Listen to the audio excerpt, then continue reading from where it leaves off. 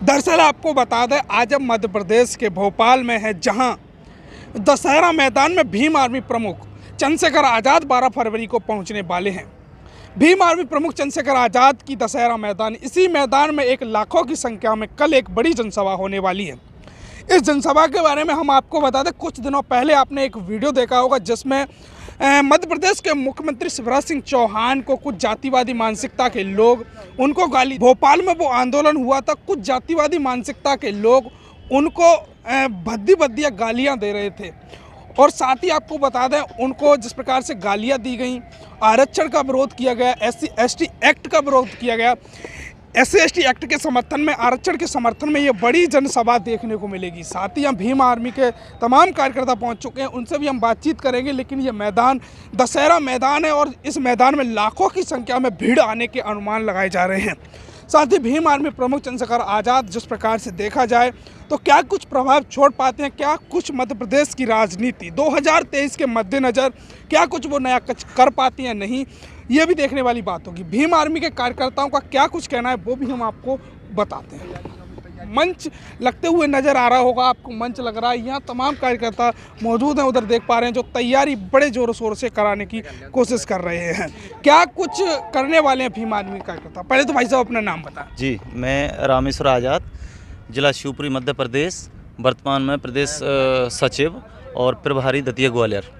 क्या लग रहा है, जिस प्रकार से कुछ दिनों पहले कुछ लोगों ने आंदोलन किया, SC/ST एक्ट हटाने की मांग की गई, आरक्षण बंद करने की मांग की गई, वर्तमान में जो मुख्यमंत्री OBC समाज से आते हैं उनको गाली दी गई, आप क्या कुछ करने वाले हैं? क्या आप भी ऐसा ही कुछ करोगे? जी देखिए, हम संविधान को मानने वाले लोग हैं और जिस तरीके से करनी सेना के लोगों ने वर्तमान मुख्यमंत्री को जिस भाषा का इस्तेमाल किया, हम उस तरीके का इस्तेमाल तो नहीं करेंगे। हम संवैधानिक दायरे में रहकर और यहाँ पर एक बड़ा आंदोलन करने जा रहे हैं, जो कि अभी कुछ लोगों ने, मैं कहूँगा विशेषकर उसमें करनी सेना के लोग ही थे, तो उन्होंने आरक्षण ख़त्म करने की और SC/ST एक्ट को ख़त्म करने की बात कही थी।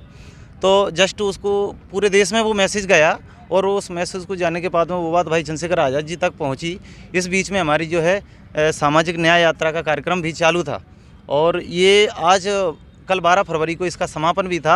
लेकिन उसके साथ साथ हम आरक्षण बचाओ आंदोलन यहाँ पर करने जा रहे हैं और पूरे देश से, मध्य प्रदेश से तो आ ही रहे हैं, बल्कि पूरे देश से यहाँ पर लोग आ रहे हैं, बहुजन समाज के लोग, और हम डटकर यहाँ पर कल आंदोलन करेंगे। भाई चंद्रशेखर आज़ाद जी और भाई विनय जी के नेतृत्व में वो यहाँ से एक बहुजन समाज के लिए जो मैसेज देंगे वो आपके माध्यम से लोगों तक पहुँच जाएगा और आप यहाँ पर आए, इसके लिए आपका बहुत बहुत धन्यवाद। क्या कहना चाहोगे करनी सेना के बारे में, जो आरक्षण बंद की मांग कर रही है, SC/ST हटाओ की मांग कर रही है? जी, मेरा ये कहना है, जैसे जो करनी सेना ने जो बोला था वो कहीं ना कहीं सरकार के इशारों पे बोला गया था, और जो माननीय शिवराज सिंह चौहान को जो गाली दी गई थी वो कहीं ना कहीं उनके ही लोगों ने विद्रोह करने के लिए एक कार्य किया गया था। मगर हम लोग संविधान को मानते हैं और संविधान के दायरे में रहकर हम लोग ये आंदोलन करेंगे। जो बड़े भैया जो निर्देश करेंगे उसके नेतृत्व में हम लोग नीचे। करनी सेना तो आरक्षण हटाने की बात कर रही है, आप आरक्षण को बचाए रखने की बात कर रहे हैं, तो कौन जीत पाएगा इस मुकाबले?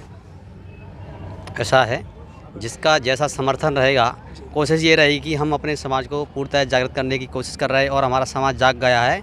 और मैं तो कहना चाहूँगा कि हमने तो इतिहास में पढ़ा है, जो थे हमारे पूर्वजों के हत्यारे, उनके वंशज ही वर्तमान में दुश्मन बने बैठे हैं हमारे। और ये हमारी कौम अच्छी तरह जान चुकी है, ना हमारा दुश्मन मुसलमान है, ना ईसाई है, ना पारसी है, ना सिख है, ये हमारे सब भाई हैं। हमारा तो दुश्मन वही है जिसने हमारे अधिकार की रोजी रोटी जो खाई है। और इसके लिए मुझे कुछ भी करना पड़े, मेरी कौम को कुछ भी करना पड़े, मुझे किसी भी हद तक जाना पड़े, आज़ादी के लिए कुछ भी करना पड़े, मैं तैयार हूँ एनी टाइम। क्योंकि मैं नहीं चाहता कि मेरे लाइफ में मेरे जीते जी मेरे सामने गुलामी आ जाए, ये मुझे बिल्कुल भी मंजूर नहीं है। और रही बात ऐसे गुंडों की, तो हम ऐसे गुंडों से नहीं डरते।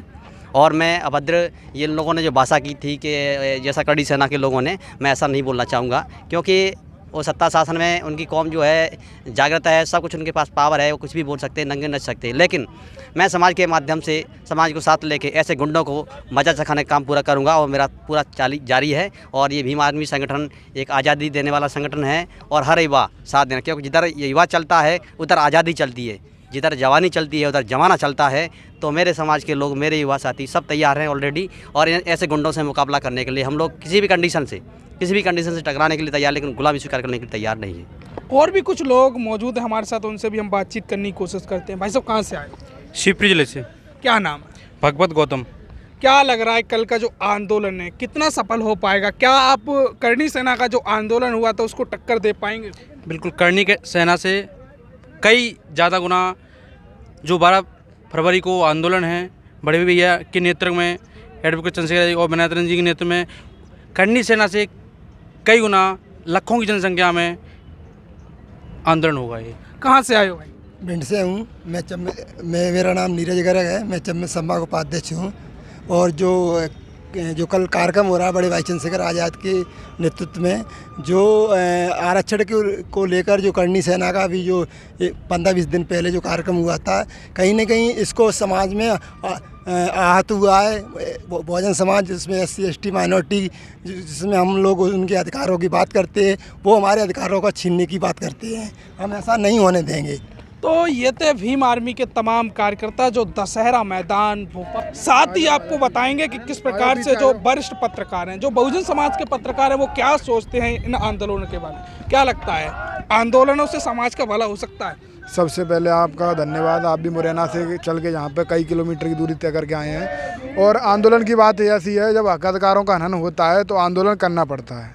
और यहाँ आंदोलन क्या समर्थन मेरा भी है। सामाजिक स्तर पर मैं पार्टी बंदी और संगठन बंदी बुला करके यहाँ पे कई हज़ार किलोमीटर चल के आया हूँ और इस आंदोलन को पूरा समर्थन है।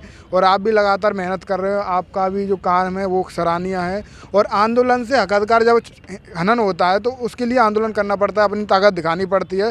तो ये ताकत कल बहुजन समाज के लोग 12 फरवरी को दिखाने वाले हैं। आप देख लीजिए, आपकी जो कैमरे की नज़र है वो वहाँ तक नहीं पहुँच पाएगी। बहुजन समाज पूरा जो पार्टी बंदी और संगठन बंदी सब बुला के यहाँ पे पूरा बहुजन समाज इकट्ठा हुआ है और मेरा भी इस आंदोलन को समर्थन है। क्या लगता है, आप एक पत्रकार हो, पूरे देश में घूमते हो, मानवीय काशीराम साहब ने एक बात कही थी कि सड़क पर निकलने से आपका भला नहीं हो सकता। आपका भला जब हो सकता है आप संसद विधानसभा में घुसे हुए, तो क्या सड़क पर आने से आपका भला हो जाएगा, बहुजन समाज का भला हो जाएगा? मान्यवर काशीराम साहब ने जो बात कही तो वो बिल्कुल 100% सही थी। पर कुछ स्थिति और परिस्थिति ऐसी हालात बन जाते हैं कि हमें अपनी ताकत दिखाने के लिए सड़क से लेकर संसद तक की लड़ाई लड़नी पड़ती है। अभी तमाम जो बहुजन समाज के संगठन है वो सड़क की लड़ाई लड़ रहे हैं और आने वाले समय में संसद तक में भी लड़ाई लड़ने की तैयार हैं। तो ये थे हमारे साथ, हमारे संघर्ष के साथी रहे विशाल कुमार, जो बी मिशन TV चैनल चलाते